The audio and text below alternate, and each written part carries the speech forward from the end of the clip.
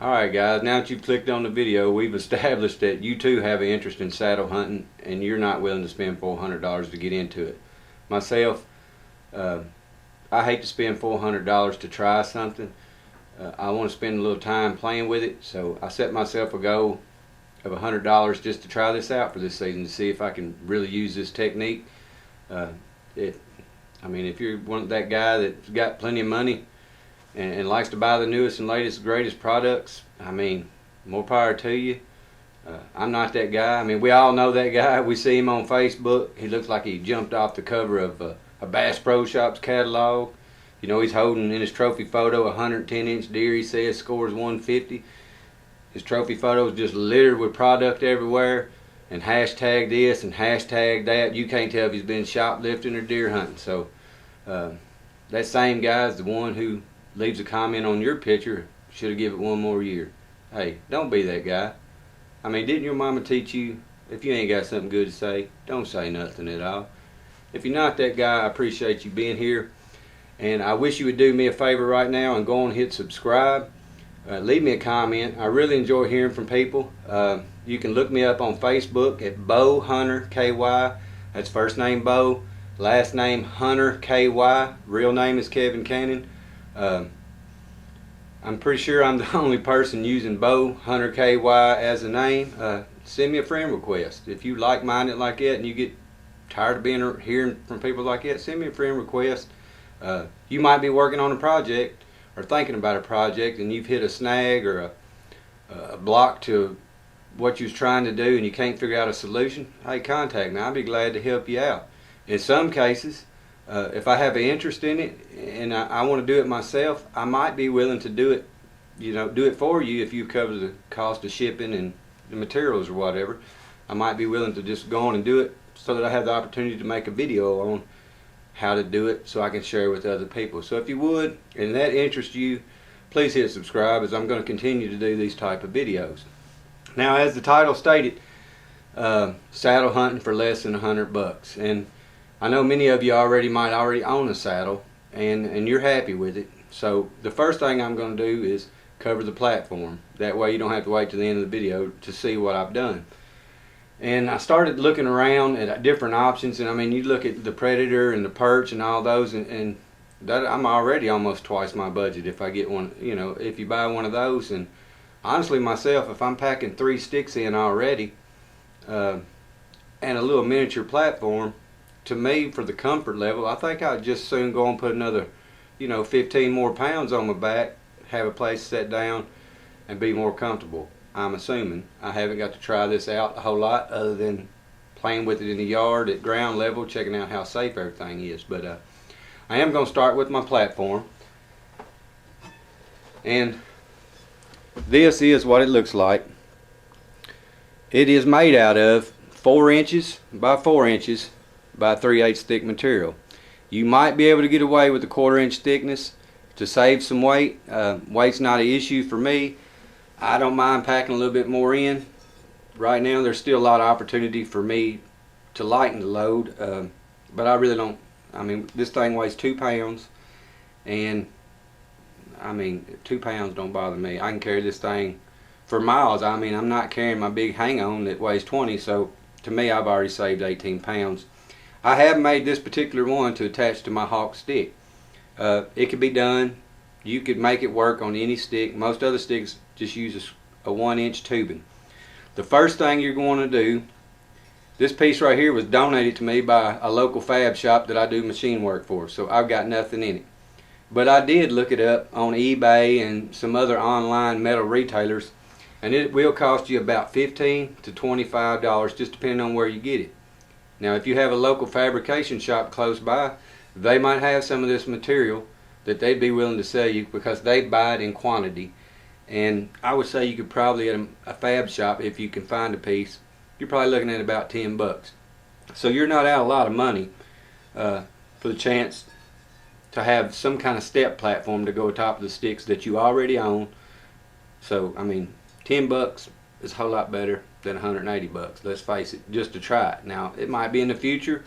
I love the way I hunt, and I might go all out and I buy the whole system. I don't know. I got to try it out first. I don't know if it's going to be useful. I do have a lot of places that are small trees that I can't put a hang on in. It's just too cumbersome. And I could see places where this would be useful.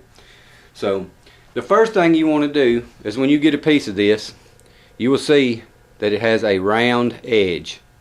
Now you're going to want your stick to mount flush, and I'll show you what I'm talking about. This is a drop off one of those sticks I cut off. If you put that up there, the webbing, this round part, is going to be in your way.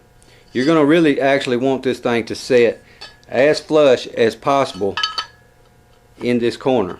The reason why is because if you stick it like that, then all of your weight and torquing is now on the bolts and on the material. Where if it sets like this, you've got the whole stick helping to bear the weight and the twist of it. So the first thing, there's two ways you could do this. Now the webbing is what adds all the strength to this structure. If you went in there and cut all of that out full length, you'd weaken it substantially. What I've done, because I am a machinist and I have access to it, I went in and milled a section out just wide enough for one of these sticks to fit up in it snug. I also milled out a slot for the hawk stick. It has a 1/2 inch groove on top that is 1/16 tall. I took the liberty to go and make it again to help support it. I wouldn't say it was absolutely necessary, but it is nice. And there's two ways you could get about this with materials that you might already have, or materials that you could acquire relatively easy. You can do that with a 4.5 inch grinder, if you have one. 4.5 inch grinder and a what they call a flap wheel or buffing wheel, sanding disc wheel. I think this one's 80 grit. You could take it and 45 the top of your stick. Remember that the more material you remove on anything is always weakens it. But you're gonna need a few basic tools. You're gonna need a square, one with a slide-in ruler. It would really be beneficial to you, but a regular square and a tape measure will work. Now if you go in there and cut this on a 45, and that would represent a 45, you can see how much of that stick you would have to remove. And you could do that, and it will work. It would be better than not getting it flush at all.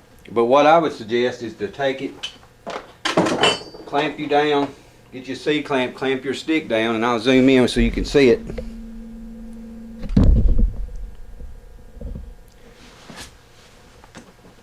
Take your buffing wheel on the grinder and just keep working it in a motion until you get a nice rounded edge. If you don't have a grinder, that ain't that big a deal. You can stop at your hardware store and just get you a good file. You could use a file to do this. Excuse me while I work on the camera. If you don't have a grinder, you could use a file. You could take a file and in a sweeping motion, a rounding motion, continue to remove that and keep trying it until you get that fitted up just where you want it. Once you've accomplished your fit and you've got it where it does butt up to the webbing and to the top solidly, what you're then going to want to do, and while you're at that hardware store, I'll just go and show you everything you're going to need. Most of these sticks have a 1/4 inch bolt or a 6mm bolt. The 6mm is slightly smaller. So go to the hardware store and get you a 6mm tap that has a nice point on it. There's a reason for that point. And no, we're not going to tap and drill holes. What we are going to do, this is going to become our punch and also our scribe to mark stuff. So once you've got this fitted up, where you got a nice fit, you're going to take a C-clamp or a good pair of vise tongs, anything you got that'll hold it, and you're going to clamp it, but be careful not to clamp it over any of the holes you need to use. You're then going to take this punch, stick it through those holes, take a hammer, punch all the holes you need. When you get done with that, you're going to have a little indentation that you need. And some people's going to be like, why can't I just use an ink pen or a Sharpie or something to get through there, just spray paint over it and see the holes. Well, the problem with that is when you go to drill with your hand drill, your drill bit is going to want to walk around that, and as soon as it starts throwing a shaving up, it's going to go wherever it started cutting. But if you have an indentation in the aluminum, you'll have a much greater chance of drilling that hole exactly where you want it. So once you get your holes marked, take your 1/4 inch drill bit and just go on, clamp your aluminum down to the table with a C-clamp. Take your drill, pop your holes in it, check it for fit, put it on the stick, all the holes align. You've got a platform right now. You ain't got to do nothing else to it. Of course, it weighs a lot. This piece, before I started cutting on it, weighed approximately 4 pounds. And now it weighs, I think, just a shade like 2 pounds and 1 ounce. So I did remove quite a bit of material. But basically, once you got that, you have a platform. The next issue you're going to have to do is allow for tree clearance.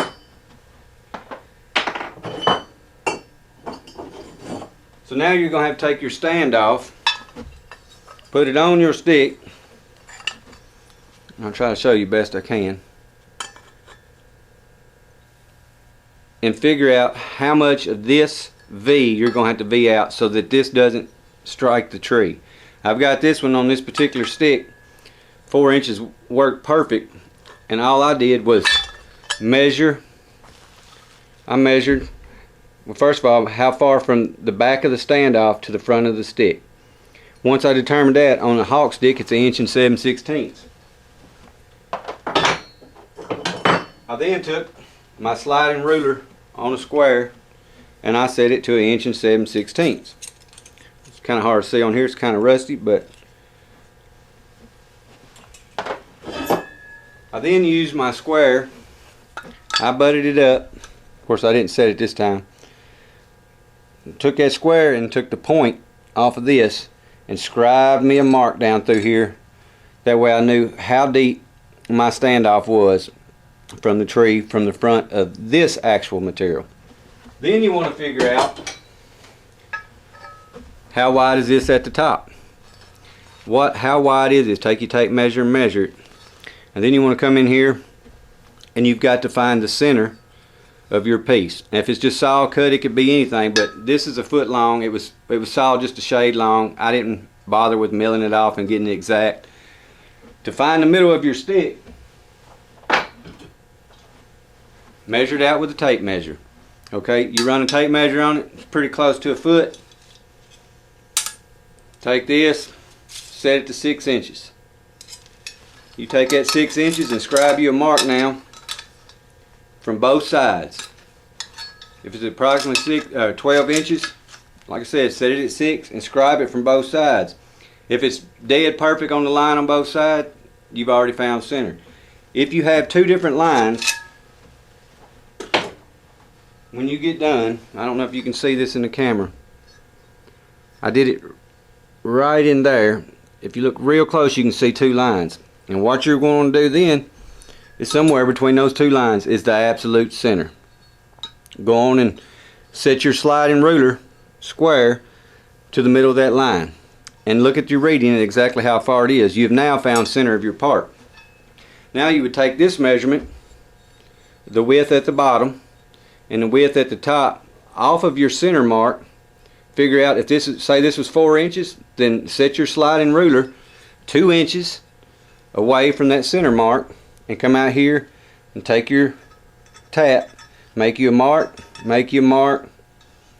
This width, same thing. If it's 2 inches, you'll deduct 1 inch from this center mark, make you a mark, and make you a mark. When you get done with that, take that ruler portion of your thing and just simply take your tap and scribe you out the lines.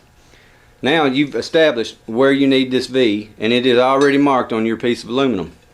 When you get to that point, you're going to clamp it down, and you're going to want to get you a big enough drill bit so that you can later get a saw blade in, or if you don't have a Sawzall or a skill saw, anything that you could put in there, it will cut the aluminum. Those blades are steel, most of them's high carbon steel. They will cut it, although it will probably ruin the blade. Anytime you're cutting aluminum, you need to spray it with WD-40. It would prevent a whole lot of galling, no matter if you're drilling, cutting, anything. Put a little bit of WD-40 on your bit, on your blade, and it would work so much easier to leave a much cleaner finish when you get done cutting it, and it'd prevent galling and getting hot. Heat is the reason why everything dulls. So the more you keep it lubricated, the longer that blade's going to last you. So you go in here and you drill your 2 holes. Say you have no saw. What could I do? Well, you could just keep stair stepping with holes overlapping until you've cut this whole portion out. If you do have a sawzall or a skill saw, anything you can get down that hole, you just need to cut your relief hole, drill your relief hole, drop your blade in it, and then saw it right down that mark and get this sawed in two before you ever start cutting this. It'll help you out a whole lot. Once you got that done, you're then going to take these lines, and with your sawzall, or you could use a hacksaw. A hacksaw would work just fine to saw that out. Once you've got this sawed out, you're going to have some pretty jagged edges. You're going to want to take that file or that buffing wheel on that grinder, and you're going to want to smooth those up. I mean, you don't want no sharp edges. You take your file and just round it over, get all your sharp points off of it so it's not going to catch nothing, snag nothing. And then you will have what would basically work. I mean, it would work that way. It would be way more. You'd still have this, but you're going to do the same thing with it. On the front, and if you've got your hose, you know how wide it is, same as you did up here. On the back side, you'll set that sliding ruler back. If it's an inch tubing, if you're using a Lone Wolf stick or something that's got 1 inch tubing, just back it up a ½ inch, scribe you out the marks here on the end, then come out here. Now I left an inch on the end. I left all of that webbing because of the strength. I would recommend doing that. To get away from all that webbing, you need probably at least 7/8 from the surface. So make you a mark out here, 7/8 off of this surface to here, and then take that tap and scribe you a line down there. Again, cut it however, whatever means you have, cut it off. It's gone. Then a matter of just laying out your hole pattern. My hole pattern is I just set my sliding ruler to 1 inch, and I scribe me an inch line all the way down. Then I scribe me a 2-inch line all the way down, and then a 3-inch line all the way down. Then I come from this end. The 1, 2, and 3 inches was off of this surface this way, and then I come off of this end and I start at this first hole at a ½ inch, and then I moved the sliding ruler every ½ inch and rotated my positions. This being at a half, this being at 1, this being at 1 1/2, this being at 2. Once you've got all your cross sections scribed out, take that tap. Take that tap with its nice sharp point, line it up on them lines, ping it with a hammer. You want to put those spots, if you want to lay it out and be real consistent with it, ping it with the hammer, pick whatever size drill bit. Just always keep in mind that the more material you remove, the weaker you've made it. So, I mean, I showed this to a group on Saddle Hunter on Facebook, and the main thing I heard is, man, you could reduce the weight of that a lot. And I realized that I could really go hog wild crazy, and you can too. You could, you pick your own pattern. My pattern is what I chose. You could put them on ½ inch increments and drill 1/4 inch hole and just fill it up with holes. But it will be much weaker that way. Once you got to that point, you will have just your basic, no holes, no knurling, a platform that you basically could use. You drill all your holes in it.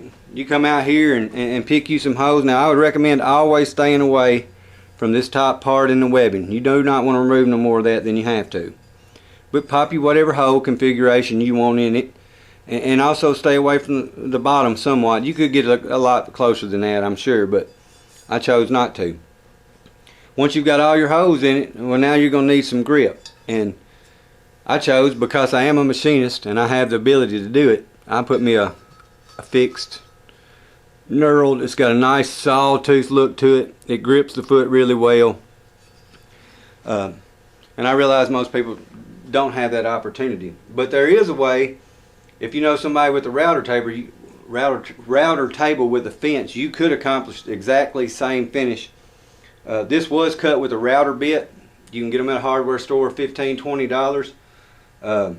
If you've got a router table set up with a fence, I set that router bit to cut 1/16 deep. I cut 1/16 deep every 3/16 apart all the way across here. Then I turn it this way and I repeated the pattern, and it leaves you with a nice checkered, kind of a studded dog collar look, dog collar look that grips your foot really well.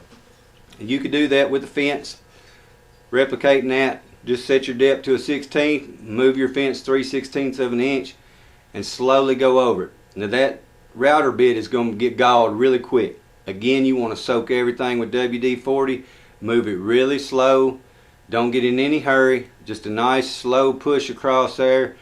And when you hear it change noise, lift it up, spray it with WD-40, set it back down. Air hose would be handy as well while you're doing that, to spray the shavings out of the way and stick it back in there, soak it with WD-40. It's going to take some time. It's not real quick. You say, well, I ain't got access to a router table. Well, there's still a way. If you've got that grinder or if you've got that file, you're going to need some kind of edge all the way around as a minimum, because this thing, a plain piece of aluminum, has become very slick. What I would recommend is you could go through and scribe you out a bunch of lines if you chose to. If you want to put it all over the surface, you could take that sliding ruler and that tap with that sharp edge and just scribe you out a bunch of lines. Take one of these cutting wheels and just lightly go in there following those lines. Again, wearing your safety glasses, because you're going to need them. And just go through there and put you some kind of design on there that breaks up this surface that allows your boot to grab it. If you don't want to go that route, you could go in here from the edge and just set up and cut you some notches out down through there on 45s, leaving you some sharp corners. You space it out however you feel would be correct for you. But the more you add, the more spots you add, the more grip you're going to have. And you want to put them on the sides as well as the front, because you are potentially going to be standing on the side of it, leaning around the tree. But there is a way you could do that. And everybody, I mean, like I said, you could take a file and file spots into it. You just need some kind of rough surface that your boot will grab, especially when it's cold and frosty. Again, I mean, this is do it yourself. You can figure out a lot of this. All you need is a few basic tools, a good tap that'll fit through the hole that's in your stick, basically just a file and some means of sawing and a drill. And you can make one. It's really not that hard, even with basic equipment. The only problem is going to be duplicating that. And like I said, you could do a lot of different things. I mean, you could just you can buy, my Summit Climber, I bought traction strips. You could possibly just put them all on there. Just be sure that it's absolutely oil free. I've already washed this. I put this in my wife's sink, soaked it in Dawn. I got all the oily stuff off of it, and it's prepped to paint. But you would need to do the same exact thing if you were going to put the traction strips all over it. Again, I would still recommend cutting some notches on these edges with that grinder or with a file, with something, because it's going to really add to the traction.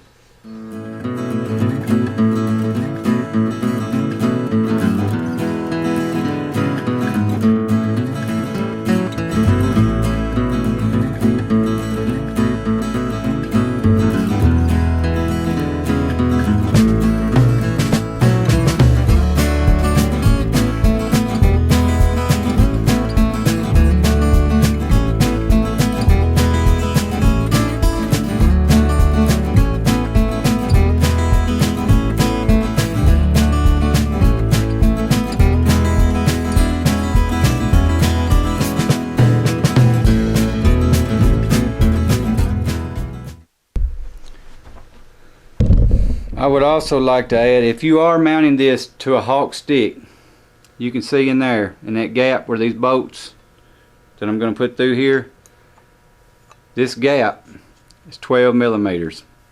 And also, if you wasn't able to mill out the slot for this to set flush where those bolt holes go, I would recommend buying a 1/4 inch flat washer, which is exactly, usually right around a 1/16 of an inch, and putting it between your platform and your stick on a Hawk stick to fill this step, this recess up that giving you a good flat surface to boat to. And in the middle, you can either buy a piece of 12mm, I guess you'd call it key stock, 12mm thick, drill you a 1/4 inch hole in it, stick it in there, so when you compress this with the bolts, that you are not to break this part of it here. You will definitely want something to fit in there pretty snug. If you go and buy a bag of 1/4 or 1/4 inch flat washers, you could probably put close to 7 of them in there, which would still leave a little gap, but would probably be close enough. This is like 472 thousandths. If you put 7 of those washers together, you're probably going to be somewhere around 450 thousandths. So go on and do that. Get those washers stacked in there before you tighten up your bolts. That would eliminate you cracking this stick. But anyway, the finished product, after painting, I still got to put the bolts in it, but it matches my stick perfect. And you can see I've been handling a little bit of sweat, and I had to go in there and touch that up. But other than that, that's all it is to it.